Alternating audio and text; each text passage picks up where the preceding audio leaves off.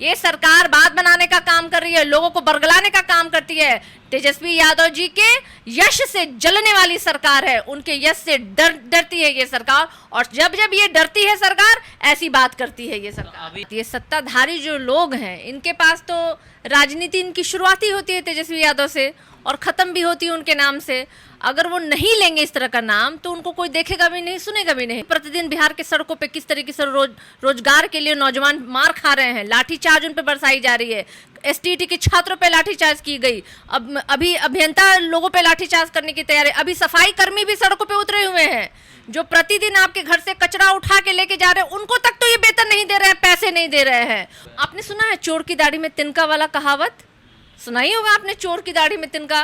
तो ये वही बात है, उनको पता है कि वो चोरी कर रहे हैं और इसलिए वो बार बार ये बात कह रहे हैं। नेता प्रतिपक्ष तेजस्वी यादव गोपालगंज के दौरे पर थे। उनका एक वीडियो वायरल हो रहा है कि कुछ महिलाओं को वो 500 का नोट दे रहे हैं। पता नहीं 500 में क्या होता है, लेकिन नोट बांट रहे थे। हमारे साथ राजद की प्रवक्ता हैं सारिका पासवान जी। 500 में क्या होगा मैडम? बांटना है तो बढ़िया से बांटिए। एक तो आचार संहिता लगल है पंचायत चुनाव में, तो कहीं इसलिए तो नहीं बांट रहे कि लालटेन वाले को ही वोट करें? देखिए, आप भी अच्छे से जानते हैं कि कोई इलेक्शन नहीं है, कल की जो गतिविधि है उससे आप भी परिचित हैं। अब रही बात ये सत्ताधारी जो लोग हैं इनके पास तो राजनीति इनकी शुरुआती होती है तेजस्वी यादव से और ख़त्म भी होती है उनके नाम से। अगर वो नहीं लेंगे इस तरह का नाम तो उनको कोई देखेगा भी नहीं, सुनेगा भी नहीं। आप नहीं जानते हैं क्या कि ये जो चोर दरवाजे से बनाई हुई सरकार है, इन्होंने इन 15 सालों में बिहार की क्या दुर्गति पे पहुंचा दी। आप जान रहे हैं ना कि प्रतिदिन बिहार के सड़कों पे किस तरीके से रोजगार के लिए नौजवान मार खा रहे हैं, लाठीचार्ज उन पे बरसाई जा रही है। एसटीटी के छात्रों पे लाठीचार्ज की गई, अब अभी अभियंता लोगों पे लाठीचार्ज करने की तैयारी, अभी सफाई कर्मी भी सड़कों पे उतरे हुए हैं जो प्रतिदिन आपके घर से कचरा उठा के लेके जा रहे हैं, उनको तक तो ये वेतन नहीं दे रहे हैं, पैसे नहीं दे रहे हैं।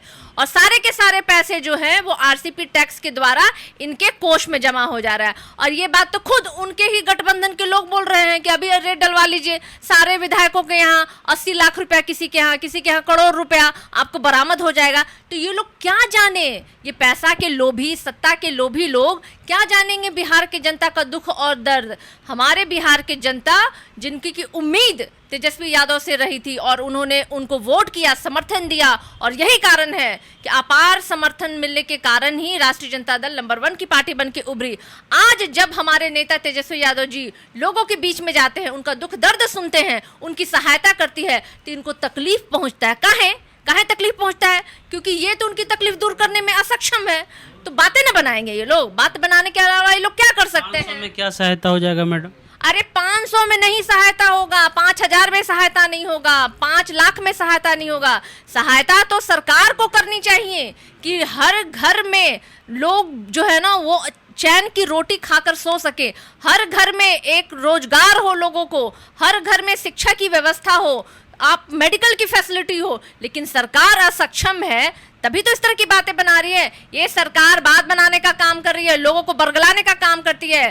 तेजस्वी यादव जी के यश से जलने वाली सरकार है, उनके यश से डरती है ये सरकार, और जब जब ये डरती है सरकार ऐसी बात करती है ये सरकार। अभी एक नीतीश जी का बयान आया है, जो मुख्यमंत्री हैं, उनका कहना है कि हम किसी यात्रा पे जा रहे हैं, यानी अभी एक तारापुर गए हुए थे मेवालाल चौधरी का जो भी श्रद्धांजलि था उसको देने। तो तेजस्वी यादव कटाक्ष करते हैं कि उपचुनाव याद आने वाला है, उपचुनाव आने वाला है, तब जाके वो यात्रा कर रहे हैं। ये तो आरोप हुआ ना। देखिए, अभी नींद से जगे अचानक में नीतीश कुमार जी, और उनको याद आया ना कि तारापुर के जो विधायक हैं उनको जाके श्रद्धांजलि देना है। 1 साल पूर्व गया क्या? मुझे मेरी जानकारी में तो 1 साल पूर्व नहीं गया कि कल बरखी थी उनकी जहाँ की वो गए थे श्रद्धांजलि देने के लिए। तो ऐसा क्या कारण है कि अभी बाई इलेक्शन का कल नोटिफिकेशन जारी हुआ है और नीतीश जी वहाँ पहुँच गए और उनको श्रद्धांजलि? तो भाई इनके जैसा मतलब सत्ता खोर आदमी और सत्ता की चाहत रखने वाला आदमी, जिनके लिए कुर्सी ही ब्रह्म है, सत्ता ही सब कुछ है, तो वो आदमी इस तरह के प्रपंच रच रहा है। तो प्रश्न हम नहीं उठा रहे हैं, बिहार की जनता देख रही है कि ये वही नीतीश जी हैं जो 43 पे सिमट के रह गए। उनमें से भी 2 की संख्या कम हो गई है और वो अब उनको वापस भी नहीं मिलने वाली। चाहे वो लाख इस तरह के श्रद्धांजलि का झूठा ये षड्यंत्र करे, इन्हें वो 2 सीट जो है ना बाई इलेक्शन में कतई नहीं मिलने वाली है। वो तो बोल रहे हैं कि इसको इस प्रकार से जोड़ के ना देखा जाए। आज ही के पेपर में उनका ये आपने सुना है चोर की दाढ़ी में तिनका वाला कहावत? सुना ही होगा आपने चोर की दाढ़ी में तिनका।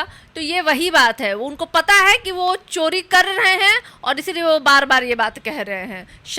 उन्होंने ये दिखावा किया श्रद्धांजलि का, चूंकि तारापुर में अभी बाय इलेक्शन अनाउंस हो गई है और इसी कारण उनको याद आया कि जाकर के मेवालाल जी को वहाँ पे श्रद्धांजलि अर्पित करते।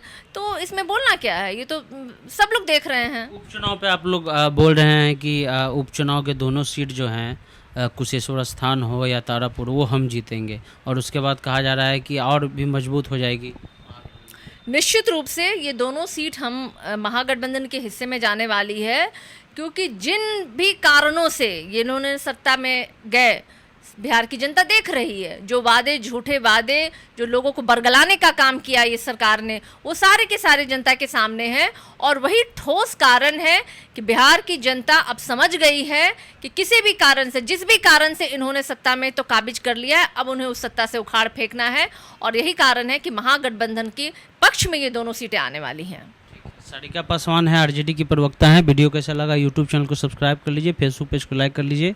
चलते हैं, जय हिंद, जय भारत।